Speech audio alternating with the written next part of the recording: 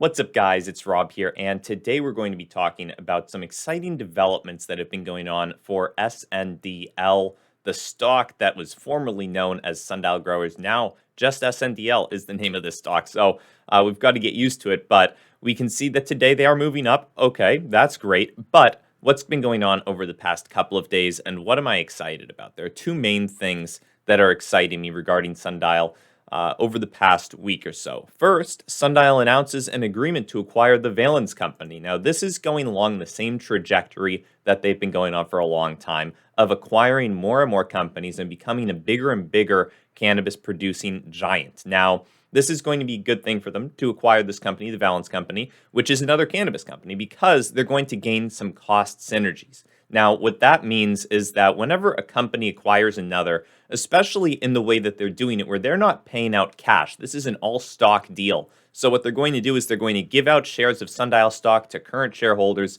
of the Valens Company, and that's how they're going to end up acquiring this.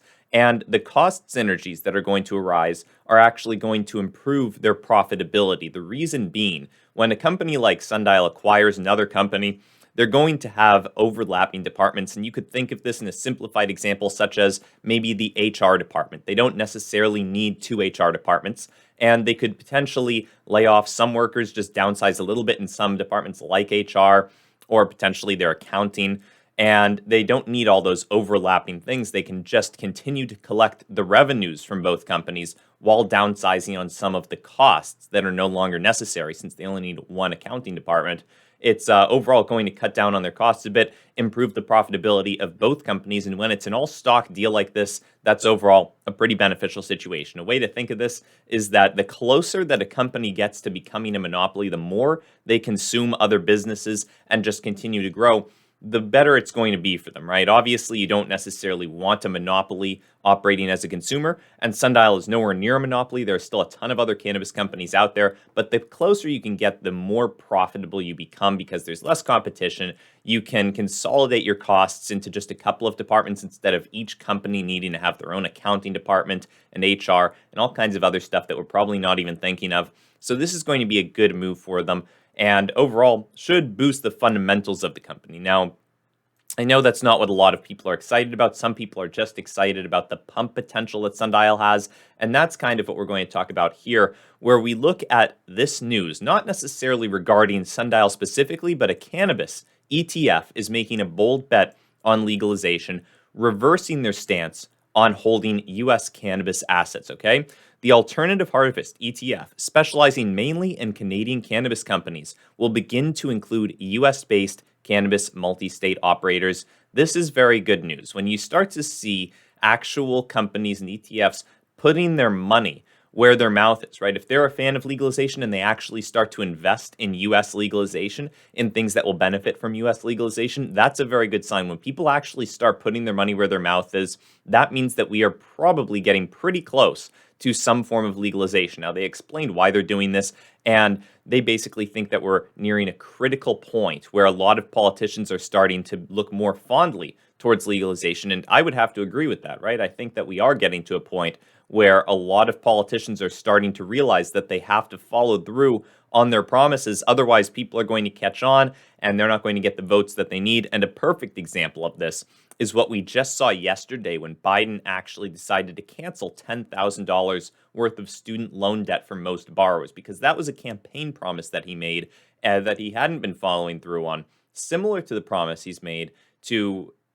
reform cannabis legalization, right? He wants to get that into a better spot. At least he says he does.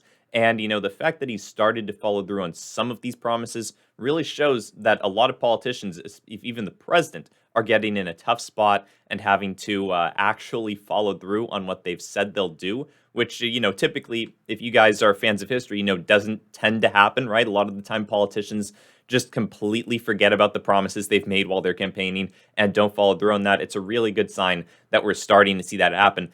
And it could be a tipping point, right? The fact that so many politicians are up for re-election during these midterm elections, and that it seems like, at the very least, some of them are starting to make real changes and actually enact policies that they might not otherwise have been willing to.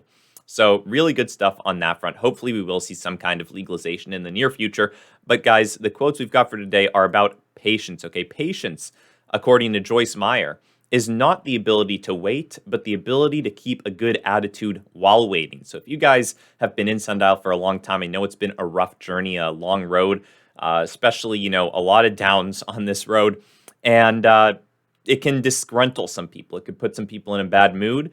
But overall, I think it's important that you try at the very least not to be too disgruntled. If you do still believe in Sundial, that's great.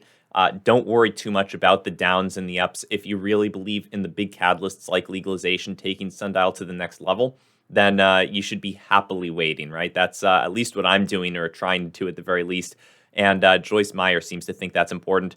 And Jean-Jacques Rousseau says, patience is bitter, but its fruit is sweet. And I think that's exactly what we're looking at here, right? While you're waiting for a stock or anything in life, you're not necessarily enjoying the waiting the most. You can try to, but at the end of the day, what you're really wanting is for that wait to be over. And then you can really enjoy the fruits of the labor that you've put in, even if what your labor is just waiting. That's overall going to pay off in the long run if you're right?